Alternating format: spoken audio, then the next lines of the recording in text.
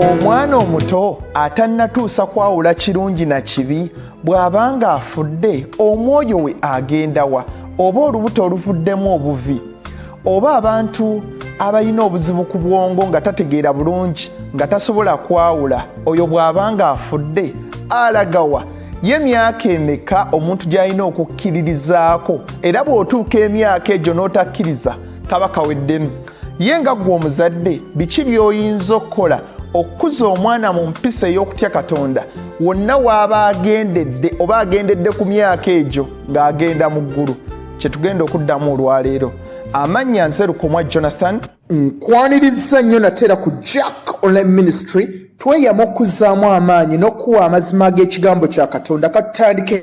Ekisooka mukwano gwange, Bayibuli tekirambika butereevu w'abaana abato we balaga n'abantu abalina obukosefu ku bwongo.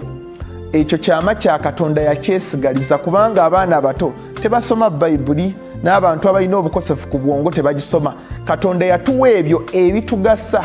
Ekyo mu mateeka ekyokubiri essula ya 29 olunyiriri olwa 29.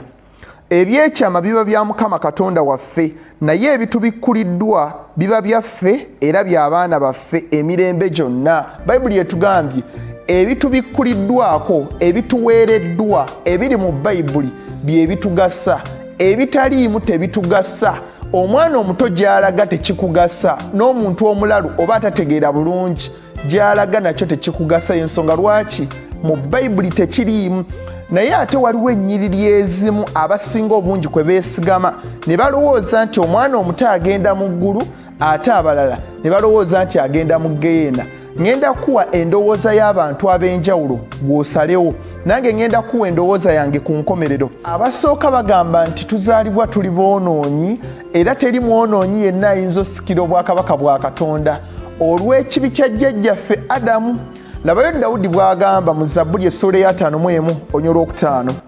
Laba, nze natondebwa mu bubi ne mu kwonoona mmange mwe yanzaalira, banzaala ndi mwonoonyi okuva mu lubuto lwa mmange.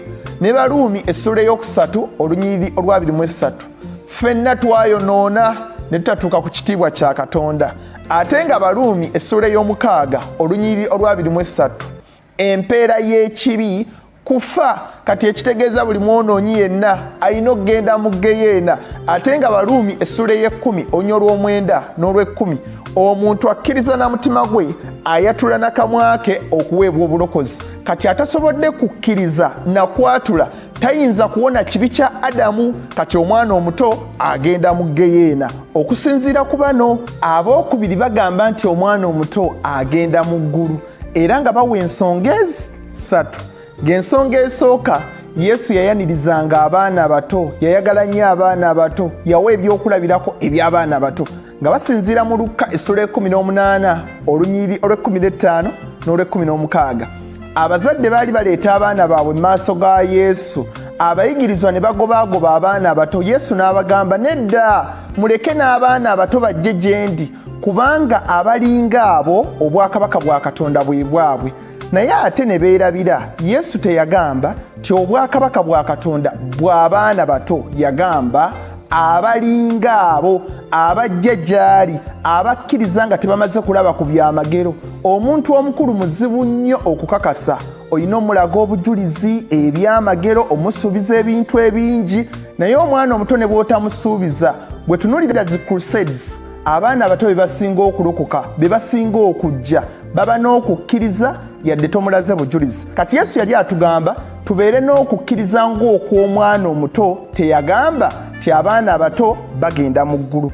Ekyokubiri kye bagamba nti abazadde kasita babeera nga bakkiriza, nga balokole bakkiriza Yesu Kristo ng'omulokozi waabwe, n'omwana agenda mu ggulu.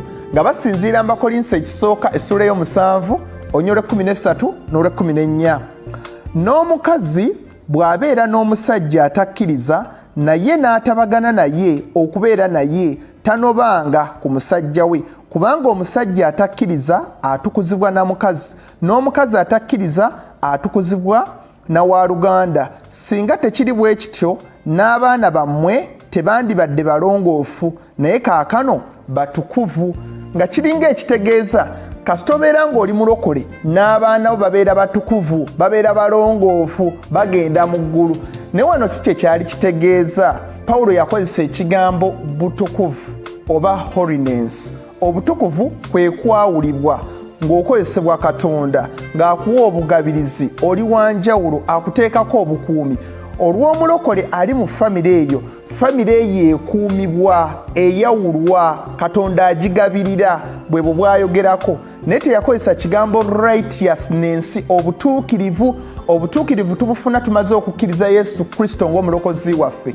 Naye obutukuvu n'ekintu kiyinza okubeera ekitukuvu kati okugeza nga mu ndagaano enkadde yeekaalu yali ntukuvu naye nga tekitegeeza nti egenda mu ggulu. Katugendeko mu Ezekyeri essula 18 olunyiriri olwabiri. Emmeeme eyonoona y'erifa, omwana talibaako butali butuukirivu bwa kitaawe, so ne kitaawe talibaako butali butuukirivu bwa mwana we. Obutuukirivu bw'omutuukirivu buliba ku ye, n'obubi bw'omubi buliba ku ye. Katonda agambye takuba mbooko ezitali zizo, takuwa butuukirivu butali bubwo.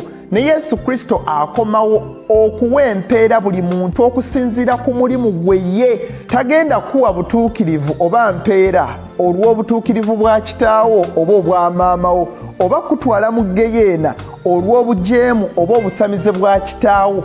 Obujeemu bwo okugaana okukkiriza Yesu Kristo gwe kye kigenda okutwaza mu geyeena, teweekwasa muzadde wo. Ekyokusatu, balowooza nti omwana agenda mu ggulu nga basinziira mu Samwiri ekyokubiri essula 12 olunyiriri olwa23. Dawudi yalina omwana nga mulwadde, n'asiiba n'asaba Katonda amuwonye, omwana n'afa, teyawona. N'alekeraawo okusiiba, n'akola embaga, n'ajaguza, n'asanyuka. Abaaliwo ne beewuunya ne bagamba, gundi ggwe obadde munakuwavu ng'osaba ng'osiiba omwana awone, afudde, ate kati oli musanyufu ku lwaki? N'agamba, kati nkole ki? Kubanga omwana takyakomawo gye ndi, nzajja okugenda gy'ali.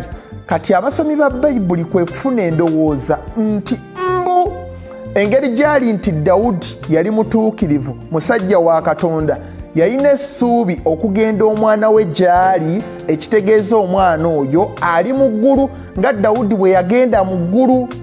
Awo ne bafuna endowooza ti omwana omuto agenda mu ggulu. Naye ate ekyo kireka ebibuuzo bingi. Dawudi yali ategeeza ki? Yali agamba nti ajja kufa ng'omwana we bw'afudde ttaka mu ttaka, vvu mu vvu, oba yali yezzaamu maanyi? Eno y'endowooza yange. Osobola okunteekerako wansi mu comment section gw'olowooza ki? Nze ndowooza nti Katonda mulungi, ajjudde ekisa, okusonyiwa, atakolerera bantu kugenda mu geyeena, era akola kyonna ekisoboka okubanunula, okubatwala mu bwakabaka bwe, kubanga abaagala. Luka essula 12 olunyiriri olw47 n'olw48. N'omuddu oyo eyamanya mukama we kye yayagala, n'atategeka n'atatuusa kye yayagala, alikubwa mingi.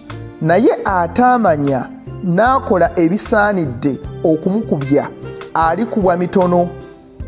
Na buli eyaweebwa ebingi alinoonyezebwako bingi, n'oyo gwe baateresa ebingi gwe balisinga okubuuza ebingi. Bayibuli egambye amanyi amazima, ategedde ekkubo gwe babuulidde enjiri, naye n'agiwakanya, n'agaana okukkiriza, n'agirwanyisa, bajja mukuba embooko ziri zibba nkusubba. Naye oli atawulirangako njiri, ebya Yesu tabimanyi, obwongo tebukola bulungi, ajja kukubibwa embooko ntono. Ne mu Yakobo essula 4 olunyiriri olw17, amanya okukola n'atakola kye kibi eri oyo. Kasita otegeera nti guno gwe musango gwa Katonda, kino Katonda takyagala, naye n'okikola n'omalirira ng'olwanagana ne Katonda, ajja kukuba embooko ziri. Nva waggulu nga ŋŋamba nti omwana omuto omusaayi gwa Yesu gumubikkako, kubanga abeera talina kyamanyi, teyagaana bugaanyi kukkiriza Yesu Kristo, enjiri tagiwulirangako, n'oyo atategeera bulungi ate anakkiriza atya? Engeri gy'ali nti Katonda wa kisa, wa mazima, mwenkanya, ajja bikkako omwana ono omuto omusaayi gwe ayingire mu bwakabaka bwa Katonda. Naye nga njagala nnyo owulira endowooza yo. Kati oyinza okumbuuza myaka emeka omwana watandikira okutegeera akkirize Yesu Kristo ng'omulokozi we? Emyaka tegyogerwako mu Bayibuli kubanga abaana tebakula kyekimu. Waliwo omwana gwolaba ku myaka 3 ng'osobola omutwala ku ssomero, omulala ng'oyinza omulindako n'aweza emyaka 4, omulala 5, omulala 6, omulala 12 w'omutandikisa baby class. Katoyinza kuteekawo myaka nti gino tulina entegeera ey'enjawulo. Naye ng'omuzadde wanditandise okutendeka omwana wo ng'akyali ku mabeere, abaana abo bategeera lwaki omwana bw'akuluma ebbeere bw'omukuba oluyi ategeera nti kino kibi era takiddamu. Waliwo ka vidiyo akamu ke nalaba ng'omwana wa myaka ng'ebiri, myaka 3 awo, naye nga mukadde we amutendeka amannya g'emizimu, amuwadde emmindi afuuwa. Nga muddamu. Amina. Kiriza Yesu olekiena. Wanga Yesu emwana wa Katonda omulamu. Era yakufolya amazima n'obulamu. Wange gwezuku kolokoke. Wanga obudde bugenda. Saagala ogende mugenda. Wanga kalina amazima Katonda okoke. Katonda kyekittukiro n'amaanyi gaffe. Omubeezi ddala atabuda mu kulabanaku. Kyawandiikibwa Muzabuli 46 byawandiikibwa mu ngero. Otambulanga n'abantu ab'amagezi, nawe olibanga n'amagezi.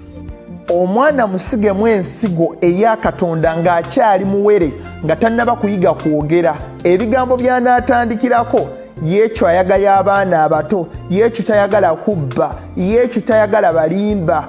Muteekemu ensigo kubanga waliwo abazadde bangi abatamiivu abawa abaana baabwe omwenge nga bakyali bawere. Gula Bayibuli ez'abaana abato, mutwale ku Sunday school, mubuuze bye yayizeeyo, muyigirize ennyimba eza Yesu kubanga tetumanyi Yesu akomawo ddi, omwana oyo anaagenda oba taagende. Watandikira okutegeera bw'ati nga Yesu amutegedde. Tomulinda kuweza myaka 6, myaka 7, myaka 10 nedda. Mutandike nga tannaba kuyiga na kwogera. Bye bigambo by'abatandikirako okwogera. Njagala nnyo owulira endowooza yo. Bw'obanga oyina ennyonta ey'okusoma Bayibuli naye nga toyina muntu mukulu mwoyo wa kusoma naye, noonya ku WhatsApp namba yange eyo, mbeere nga nkuteeka mu WhatsApp group yaffe mwe tuyigira Bayibuli awamu ne t-shirt zaffe eza Jack Online Ministry zaatandika okufuluma. Bw'obanga oyagalayo noonya ku WhatsApp namba yange eyo tubeere nga tunyumyamu. Nkwebaza okubeera ng'olaba vidiyo zange. Amannya gange Nzerukomwa Jonathan. Kati nno teweerabira okusubscribinga, okukoona kadaako, okusharinga, okulayikinga. Nkwagala nnyo. Yesu ly'ekkubo n'amazima n'obulamu. Tuddemu ku lunaku olw'okubiri n'olwokutaano. Nkwagala nnyo. Bye. Don't forget to subscribe to Jack Online Ministry.